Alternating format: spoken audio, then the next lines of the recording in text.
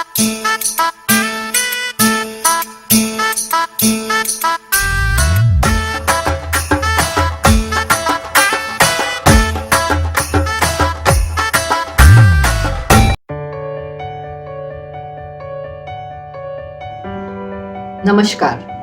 Glories of stories में आप सबका एक बार फिर से स्वागत है। आज कहानी शुरू करने से पहले आपसे कुछ कहना चाहती हूँ। जिस किसी ने भी ये लिखा है बहुत खूब लिखा है, गौर फरमाइएगा।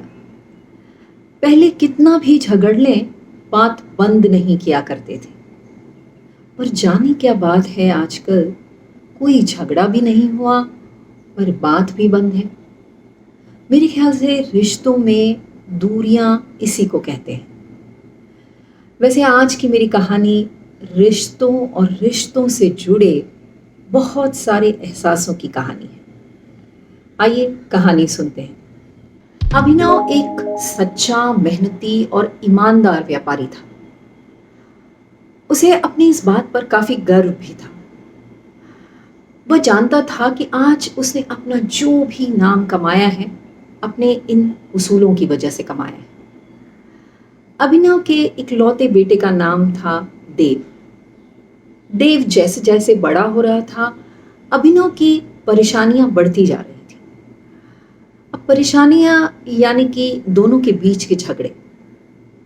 वैसे झगड़े तो हर घर में होते हैं और होने भी चाहिए, क्योंकि मुझे लगता है खामोशियां बहुत कुछ कह रही होती हैं पर हम उसे सुनना नहीं चाहते। ठीक इसी तरह अभिनव और देव दोनों में हर दिन झगड़े हुआ करते, पर आज झगड़ा कुछ ज्यादा ही हो गया। देव ने गुस्से में आकर घर छोड़ने का फैसला कर लिया और वह घर से तुनक कर निकल पड़ा। अभिनव ने भी उसे रोकने की कोई कोशिश नहीं की।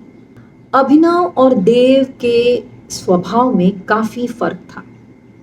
अभिनव हारना नहीं जानता था और देव जीतना नहीं जानता था। देव के आज घर छोड़े पूरे 8 साल हो गए थे, पर मजाल है कि दोनों ने एक दूसरे को संपर्क करने की कोई कोशिश भी की हो। अभिनव के पास पड़ोसी और रिश्तेदार हमेशा उससे कहते कि एक बार पता तो लगा कि देव कहाँ चला गया है, कहाँ है, कैसा है, क्या कर रहा है, किस हाल में है। पर अभिनव कोई जवाब नहीं दे पाता। उसके मन में काफी सारे एहसास, काफी सारी भावनाएं और काफी सारी पीड़ाएं थी। उसे कभी कभी खुद पर गुस्सा आता तो कभी कभी देव के अहंकार से नफरत होती। कभी कभी सोचने लगता कि अरे मैं तो बाप हूं ना, मुझे तो समझना चाहिए था। पर कभी फिर से सोचने लगता कि इतना छोटा सा लड़का, महज 22 साल का, पर इतना घमंड। उसे क्या एक बाप की इज्जत नहीं करनी चाहिए थी? बस इन सारे बातों से अभिनव मन ही मन काफी परेशान रहता था। आज पड़ोसी के 4 साल के बच्चे को आंगन में खेलता देख अभिनव का दिल भर आया। उसे देव की याद सताने लगी। वह भागकर अलमारी खोलकर उसने देव की तस्वीर निकाली और जैसे ही उसने देव की तस्वीर को देखा वह टूट गया और बिलख बिलख कर रोने लगा।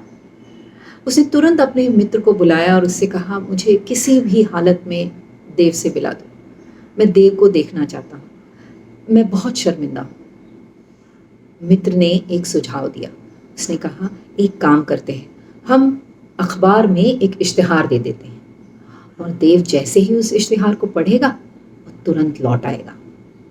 अभिनव को ये बात ठीक लगी और इश्तिहार तो देखिए, माशाअल्लाह कितना खूबसूरत था। प्यारे बेटे देव, तुम जहां कहीं भी हो तुरंत मेरे पास चले आओ। मैं तुम्हें बहुत याद करता हूँ और उतना ही प्यार करता हूँ जितना हमेशा से करता था। मैं आज तुम्हारा इंतज़ार 5 बजे पारसमल की दुकान के सामने करूँगा। तुम जल्दी ही आना। ये कैसा इश्तिहार था? न कोई नाम, न कोई पता। मित्र ने कहा, ऐसे कैसे पता चलेगा देव को कि ये तुमने इश्तिहार लिखा है? अभिनव ने कहा, अगर ये देव ने पढ़ा तो वो समझ जाएगा कि उसके पिताजी ने ही ये इश्तिहार लिखवाया है। आपको क्या लगता है, क्या देव इस इश्तिहार को पढ़ेगा? क्या देव वापस लौट कर आएगा? सोचकर बताइए। घबराइए नहीं, मैं आपको इसी एपिसोड में बता दूंगी कि देव आया या नहीं, क्योंकि मुझे भी आपको अगले एपिसोड तक रुकाना ठीक नहीं लगता।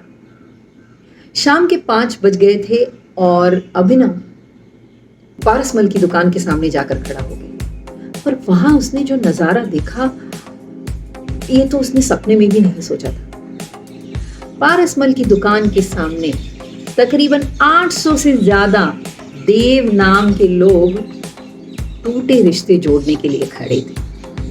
अरे हाँ भाई, अभिनव का देव ही वही था। संबंधों में गहराई का हुनर तो पेड़ों से सीखना चाहिए। जड़ों में थोड़ी सी चोट क्या लगी, सारी की सारी शाखाएं सूख जाती हैं। अगर अपने जीवन में हम शानदार रिश्ते चाहते हैं तो उन्हें पूरी गहराई से निभाना चाहिए, क्योंकि लाजवाब मोती कभी भी किनारों पे नहीं मिलते हैं।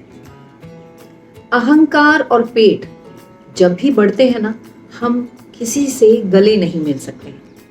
जैसे नींबू की एक छोटी सी बूंद हजारों लीटर दूध को खराब कर देती है, अहंकार भी बस उस नींबू की बूंद का काम करते हैं।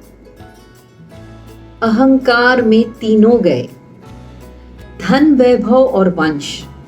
यकीन न आए तो देख लो रावण, कौरव और कंस। अगर आपको मेरी कहानी पसंद आई है और आपने इससे बहुत कुछ सीखा है, आप कमेंट बॉक्स में मुझे जरूर लिखकर बताइएगा। और हाँ, अगर कहानियां पसंद हैं, मेरे कहानी सुनाने का तरीका पसंद है, तो मुझे लाइक, शेयर, सब्सक्राइब करना भूलिएगा मत। अच्छा, तो मिले 5 बजे पारसमल की दुकान पर।